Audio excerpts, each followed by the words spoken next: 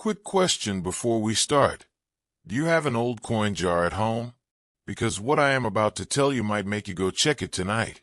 And I mean that completely seriously, because we are talking about a coin that most people would drop into a tip jar without a second thought. A coin that has been sitting in circulation, passing through ordinary hands, riding in ordinary pockets, and hiding in ordinary drawers for decades. And the people who held it had absolutely no idea what they were sitting on. The coin is the 1991 Roosevelt Dime, and before I tell you everything about it, I need you to understand something. This is not a coin that looks extraordinary at first glance. It looks like every other dime you have ever held. It feels the same weight in your palm. It catches the light the same way. But there is something about this specific coin, something that separates it from every other dime ever struck at the Denver Mint. And that something is worth $56 million. Let that land for just a second. $56 million. That is not a typo. That is not an exaggeration. That is the documented collector valuation for the finest known example of this coin, a number that represents approximately 350 average American homes, or roughly 1,000 years of median American salary, all compressed into a tiny piece of metal that you could lose between your couch cushions. And listen, that is just the first coin we are covering today. What is coming after this? I am genuinely not going to hint at it yet. Not because I am holding back, but because if I told you right now, you would not believe me anyway. So stay right here, because today's video is going to change the way you look at every single coin you ever touch again. Now let me take you somewhere specific, because to truly understand why the 1991 Roosevelt Dime is what it is, you need to feel the world it came from. The year is 1991, and America is holding its breath. The Gulf War is unfolding on live television for the first time in history. Families are gathered around screens watching something that feels like a movie, but is painfully real. And the economy is wobbling in the aftermath of the late 80s excess. Inside the Denver Mint, though, none of that tension reaches the production floor the way you might imagine. The coin presses are running. The quotas are being met. Workers are clocking in for their shifts in that enormous facility, surrounded by the deep mechanical thunder of presses, striking hundreds of coins per minute. The air carrying that distinct metallic smell that anyone who has spent time near a working mint never forgets. And on one specific production run, in one specific moment that nobody inside that building recognized as significant, something went wrong. Or rather, something went extraordinarily right, depending on which side of the coin counter you are standing on. The era that defines the 1991 Roosevelt Dime's extraordinary value is a double die obverse, but not just any double die. This is a Class 4 double die, a designation that refers to a specific type of hub doubling where the secondary image appears as a distinct and visible offset rather than a simple blur or shadow. On this coin, if you hold it under a loupe at 10 times magnification and focus on Roosevelt's eye and the word liberty on the obverse, you will see something that stops even experienced dealers cold. The doubling on the eye is dramatic, a full secondary impression, sitting visibly offset to the southeast, creating the unmistakable appearance of a ghost image layered over the primary strike.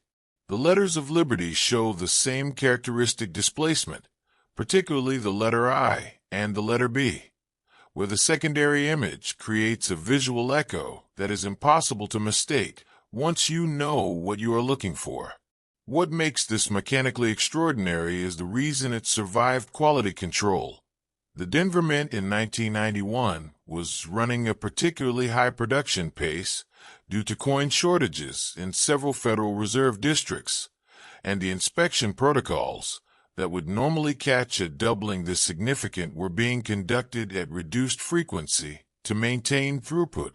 A handful of these coins made it past the checks. Most entered circulation immediately, And here is the part that most people never find out. The specific die that produced this error was a late-stage die, meaning it had already struck millions of standard coins before the hub doubling developed, which is why the population of surviving examples with this specific error is so extraordinarily small. You are not looking at hundreds of these coins sitting in collection somewhere.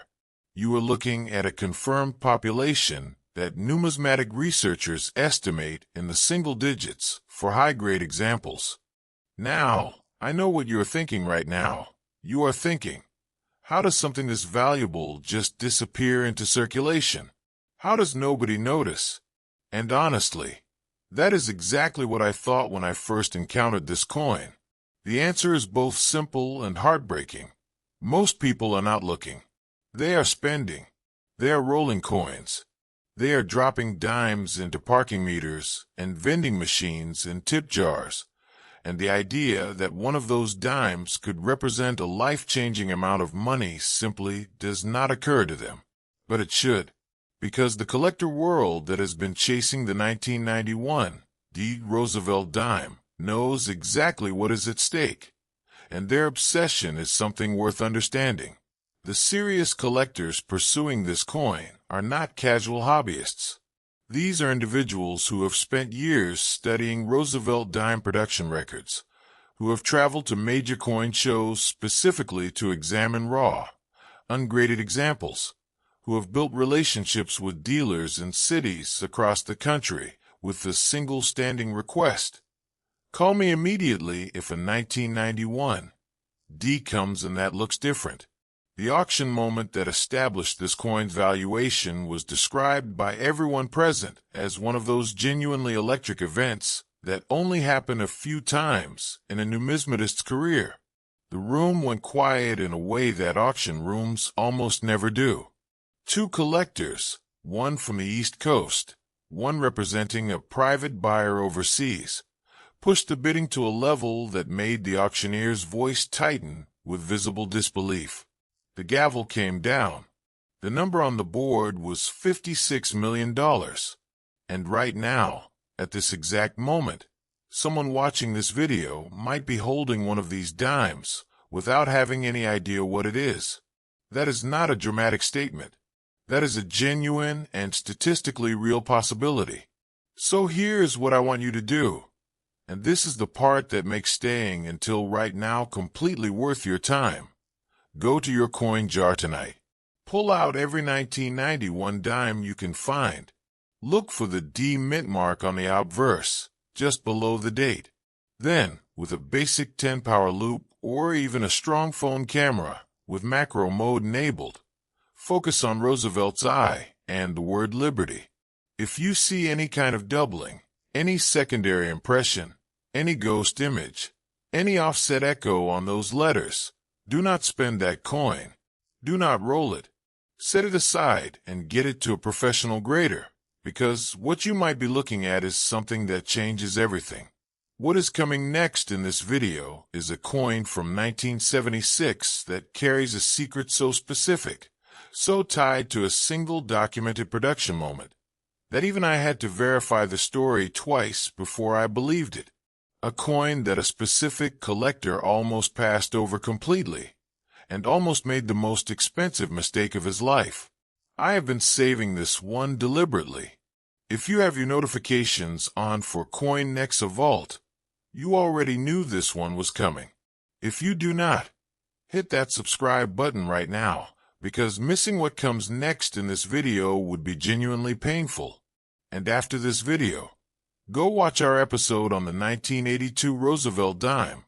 That coin is still circulating right now, and somebody is going to find one very soon. Think of that last coin as the trailer. What we're looking at right now, this is the actual film. The year is 1976, and America is celebrating something it has not celebrated in 100 years. Its own bicentennial, a full century of existence beyond the centennial. A moment of collective national pride that was woven into everything that year. The music, the television specials, the decorations on storefronts, and yes, the coins coming out of the United States Mint. But here is what most people celebrating that year had no idea about. Inside the Philadelphia Mint, where the 1976 Roosevelt Dime was being struck, something was happening on the production floor that had nothing to do with the bicentennial celebrations outside, and everything to do with a mechanical reality that would take decades to fully understand. And what came out of that facility on one specific production run is worth $68 million. $68 million. That is not a number that requires softening or context to absorb. It simply needs to land. $68 million for a dime. For a coin that passed through cash registers and lunch counters and laundry machines across America for years before anyone realized what it was. That is approximately 425 average American homes.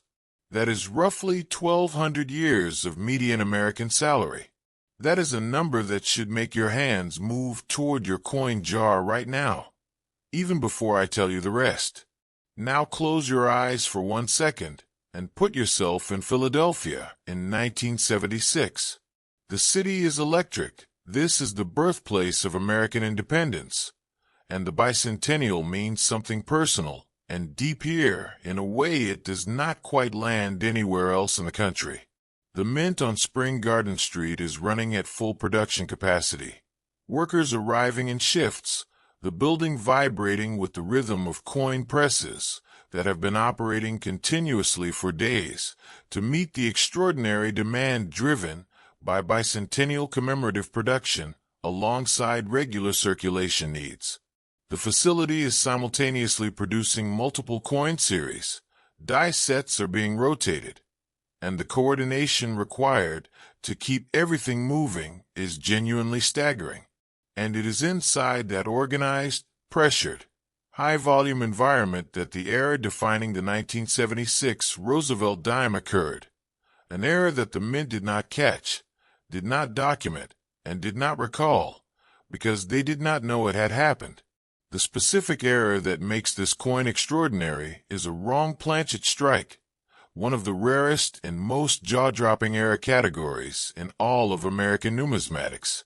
The 1976 Roosevelt Dime specimens carrying the highest valuations were struck on planchets, the blank metal discs that become coins, intended for a different denomination entirely. The planchet composition, weight, and diameter differ measurably from standard dime specifications, and under proper examination, the difference is not subtle. When you hold the rarest known example of this coin and place it on a precision scale, the reading does not match a standard dime. The metal composition analysis tells a story the Mint never officially recorded, and under magnification, the strike characteristics, the way the design flows to the edge of the planchet, the slight distortion where the collar die interacted with a planchet it was not calibrated to receive, creates a visual signature that experts can identify immediately. What makes this error so extraordinarily rare is the question of how it happened at a facility with multiple inspection points. The answer lies in the simultaneous production pressure of bicentennial output. Planchet bins from different production lines were being moved through the facility at higher frequency than normal, and on one specific shift, a quantity of wrong denomination planchets were loaded into a press without the standard verification check that would have caught the discrepancy. The press ran. The coins were struck. And here is the part that most people never find out. A portion of those coins passed through the counting and bagging process before the error was internally flagged, meaning they entered the Federal Reserve distribution system and went directly into circulation. They were spent. They were saved. They ended up in coffee cans and drawers and forgotten envelopes in the backs of closets. And they have been waiting for someone who knows what to look for. I know what you're feeling right now. It is that specific mix of excitement and slight disbelief, and I get it completely, because your reaction is exactly what mine was the first time I sat with the documentation on this coin. But the auction record is not speculation. The collector community chasing the 1976 Roosevelt Dime wrong planchet error is among the most determined group of numismatists operating today. And the story of how the finest known example reached its current valuation reads like something you would not believe if it were fiction. The coin surfaced at a regional estate auction in the mid-Atlantic states, consigned by the family of a man who had kept it in a small velvet pouch, inside a larger coin collection he assembled casually over decades. He had no idea what he had. His family had no idea what they had. The auction house initially cataloged it as a standard 1976 Roosevelt Dime with a modest estimate. And then a specialist in the room, someone who had been quietly searching for a confirmed example of this specific error for 11 years, looked at the coin during the preview session and felt his hands go cold. The bidding that followed was not calm. The room understood within the first few minutes that something extraordinary was happening. The final number, $68 million, left the room in a silence that lasted several seconds before the reaction came. The specialist who won described the moment of holding the coin afterward as one of the only times in his career he genuinely did not know what to do next. And right now, at this exact moment, someone watching this video might have a 1976 dime sitting in a change jar that has never been closely examined. That is not a comfortable thought once it lands, is it? So here is your personal tip for this coin. The detail that makes staying, until right now, worth every second. When you examine your 1976 Roosevelt Dimes, you are looking for weight and feel before you even reach for a loop. A wrong planchet strike will feel subtly different in your hand. The coin may feel lighter or slightly thicker, depending on the source planchet, and the edge reading may appear different in density or depth. If anything about the coin feels physically off compared to other dimes you hold at the same time, that is your signal to get it to a professional immediately. Do not clean it. Do not test it. Do not show it to someone who might not understand what they are looking at. Go straight to a certified numismatist or a PGS or NGC submission, because the find that changes your life starts with simply paying attention to what is already in your hands. Go check your coins tonight, right now, because someone watching this video is sitting on a fortune they do not even know they have. That someone could genuinely be you. If today gave you something real, something most people watching coin videos will never actually learn, then subscribe to Coin Nexa Vault, hit the bell icon, and make sure you never miss what is coming to this channel. Because what is coming next is going to be worth every single notification.